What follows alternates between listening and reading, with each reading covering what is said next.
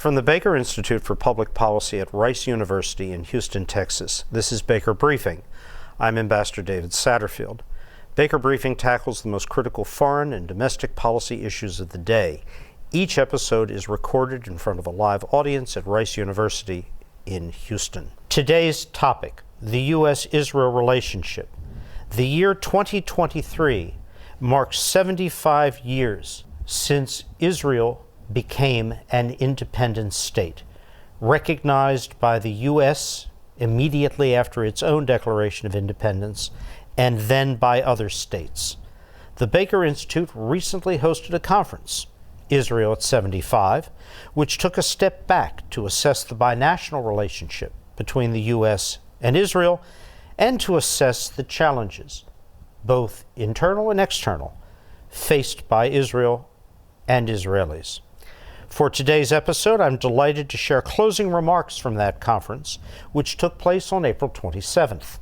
The speaker, Walter Russell Mead, is a fellow at the Hudson Institute, a Wall Street Journal columnist, a professor at Bard College, and a prolific author.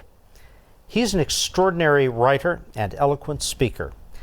His most recent book, Ark of a Covenant, has been called magisterial in some normally quite critical sources of review. For these reasons, we thought he would be the perfect person to close out our Israel at 75 conference. Here he pulls back the lens and offers observations on the past, present, and future of the U.S.-Israel relationship. And now, here's Walter Russell Mead.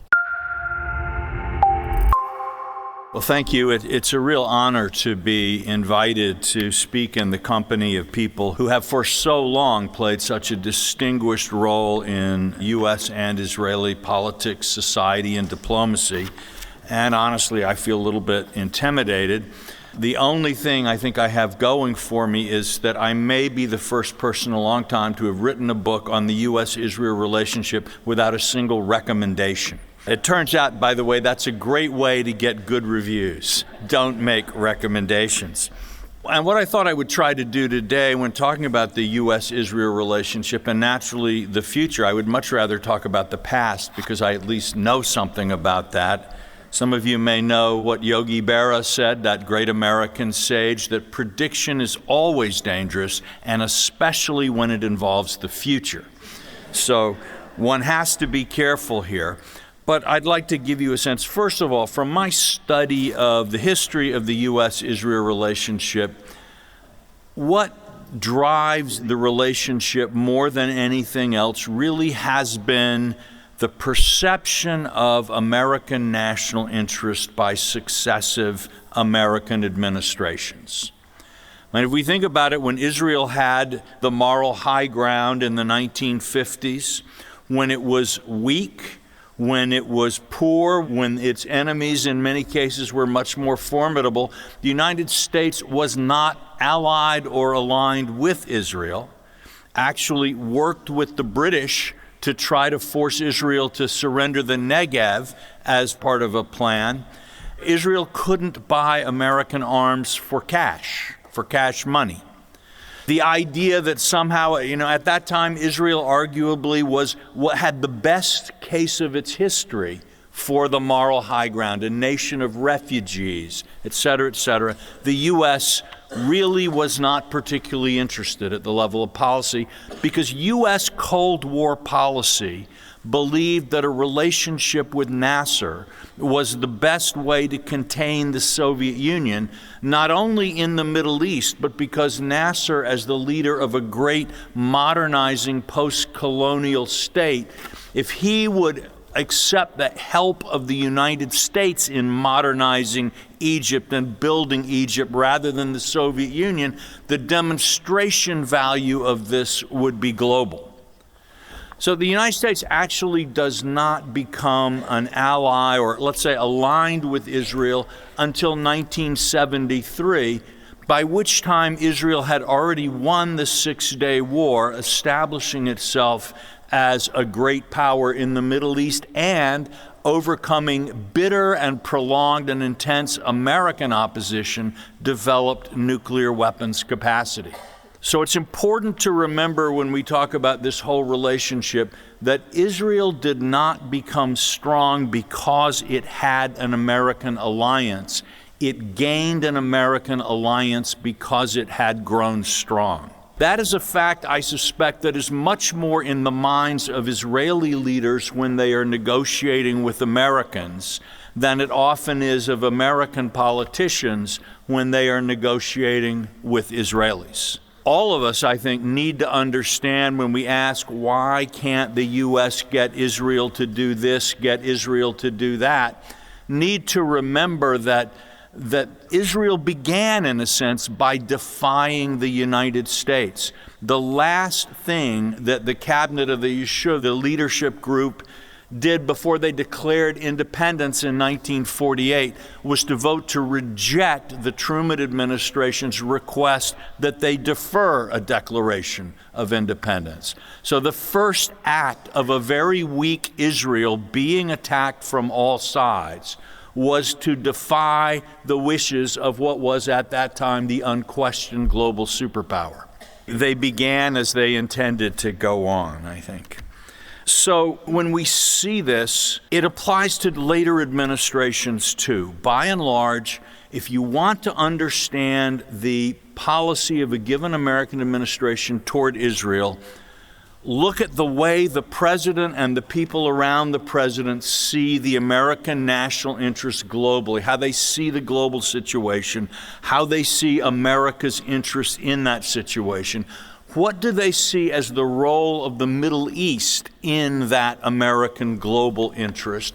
And then what is the nature of our relationship with Israel, and how does that either support or frustrate our broader interests elsewhere? And that is the way they look at it. Now, this can be confusing because American presidents use Israel policy as a way, a very effective tool of political signaling at home.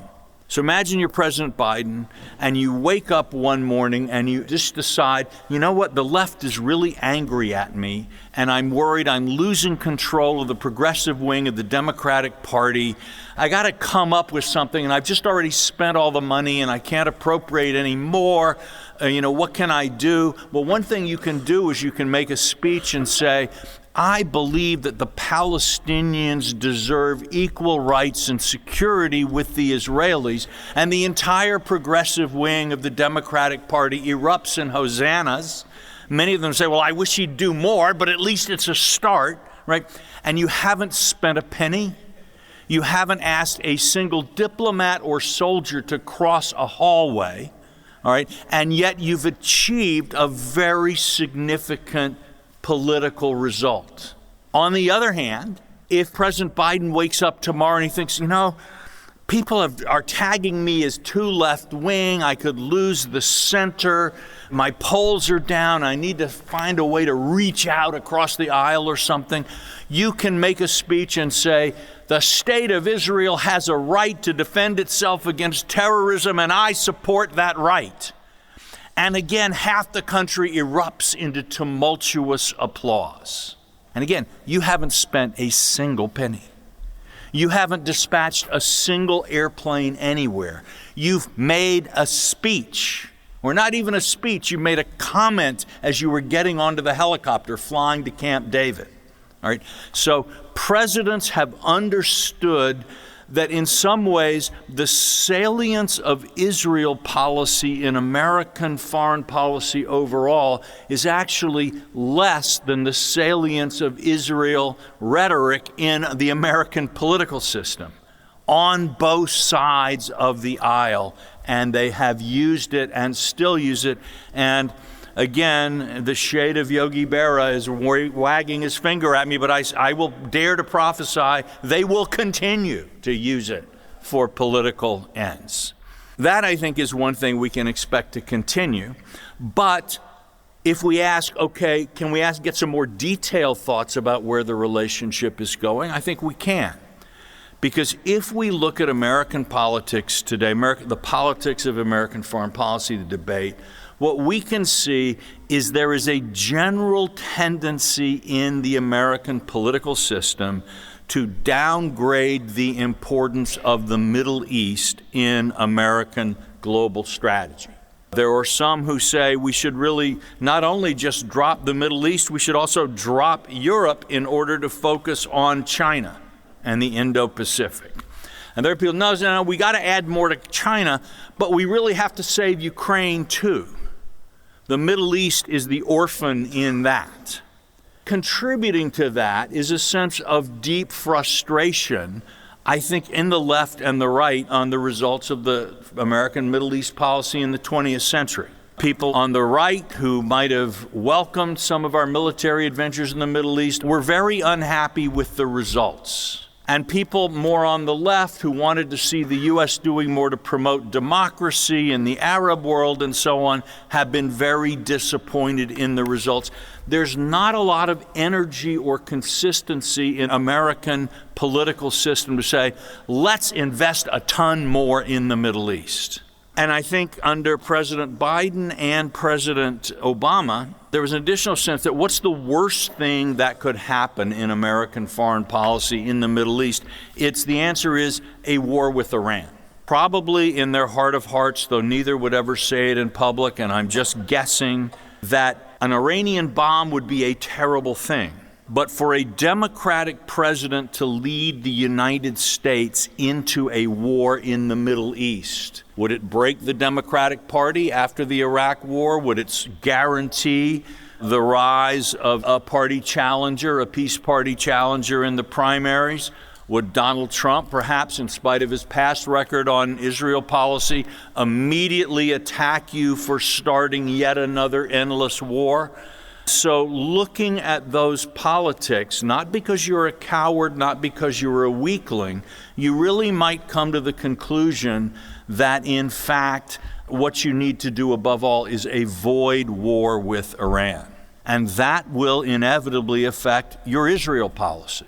And it doesn't matter what the American Jewish community thinks, what the American evangelical community thinks, etc. This is what you see as a matter of grave importance, not only to the national interest, but to your own personal political future and the future of your party and of many other things that you care about. On top of this, I think, adding to the frustration with the Middle East in American foreign policy, and if I were talking about this from the Middle East, I could talk a lot about their frustration with the United States, but I'm doing it from the American end, obviously. You're going to say that the Middle East is a place where it's of the past, really. The economies aren't growing. If you're a green activist, you're saying, and in 20 years, the world will transition away from fossil fuel, and all that oil in the Middle East will be completely irrelevant. And the economic power of the Arab states will go away, and of Iran will go away. So really, our best Middle East policy is to accelerate the transition to green energy and just to kind of play a stalling game in the Middle East while we do that.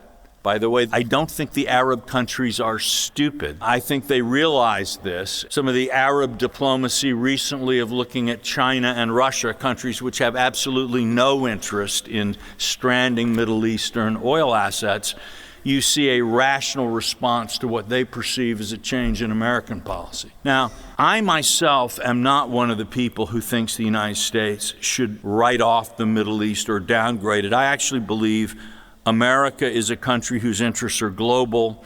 The Middle East, for the foreseeable future, remains an important theater of world politics from the pure standpoint of American interests. So I am not describing the future I advocate or hope to see.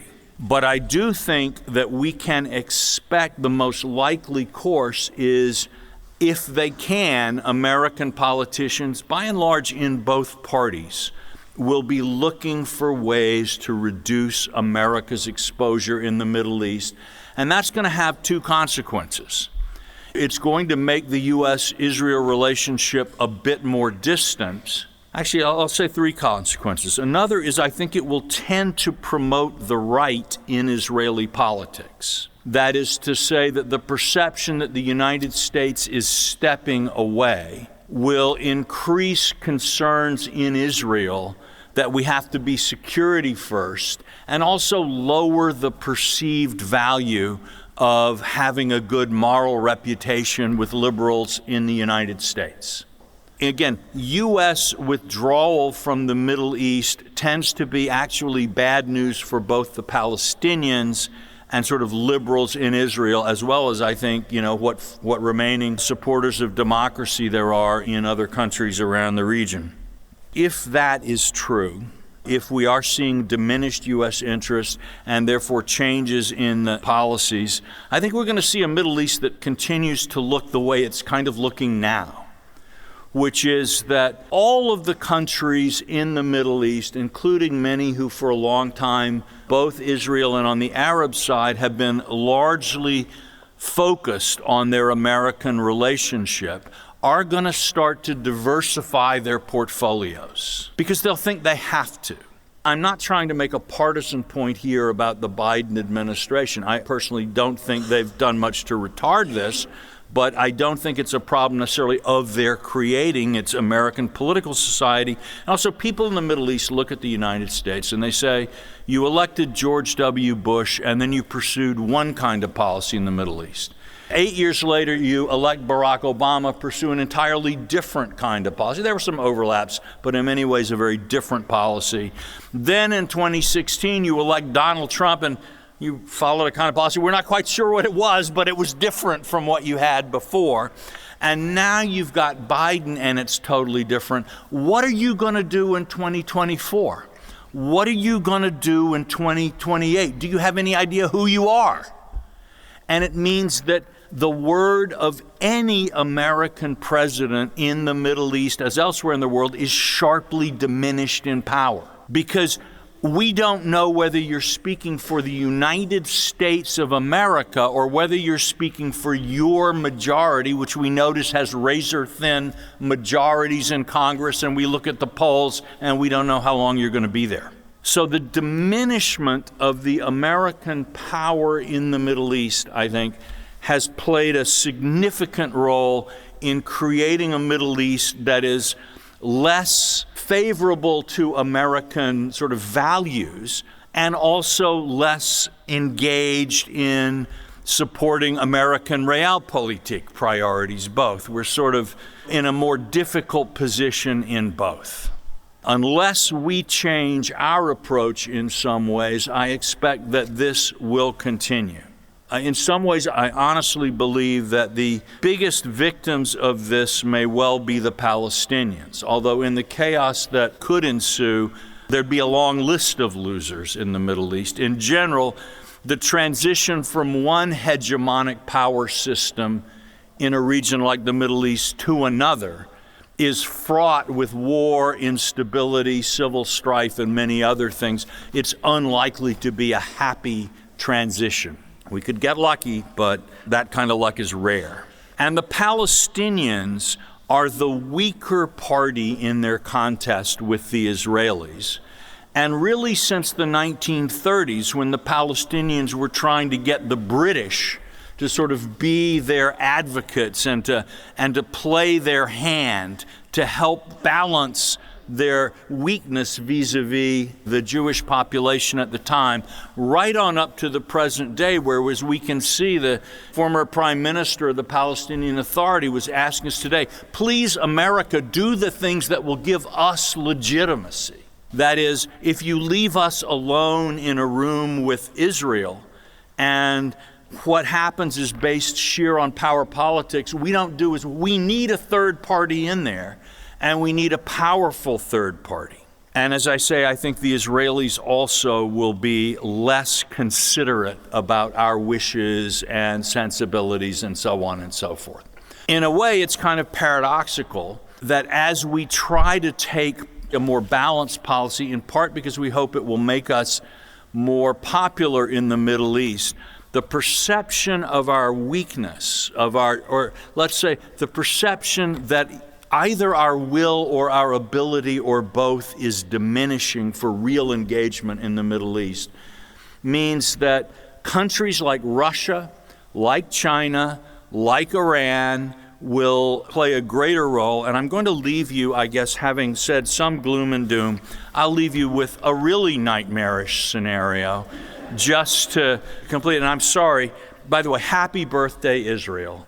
Let me actually say, I am very, very happy to celebrate 75 years of Israel. I would like to say I'll be here for the 150th. We'll see. If I were Vladimir Putin and the war in Ukraine was going really badly for me, and it was creating problems for me at home, problems that might shorten my lifespan, one of the things that would occur to me is that a nice war in the Middle East would be really helpful. It would double or triple the price of oil. It would create a tremendous crisis in Europe. An economic and political crisis might well make the Europeans rethink. It would force the Americans to not only argue with themselves about how many weapons are we giving to Ukraine versus how many are we holding for Taiwan in case those are needed. Now we have a third theater to worry about. And there are things he could do. For example, take the more radical alternative, he could just help Iran get over that last little threshold, not only the possession of nuclear weapon, but of some kind of a delivery system. Or he could do something even less dramatic and subtle.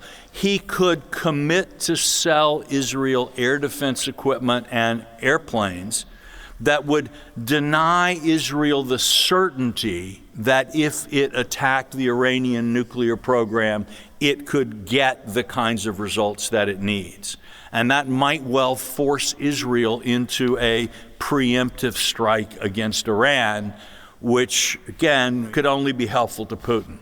The slow decline of the American hegemony in the Middle East is opening the door to a future that I suspect will be even less pleasant than the recent past in the Middle East has been. But I honestly hope I'm wrong. I hope you have a good rest of your day.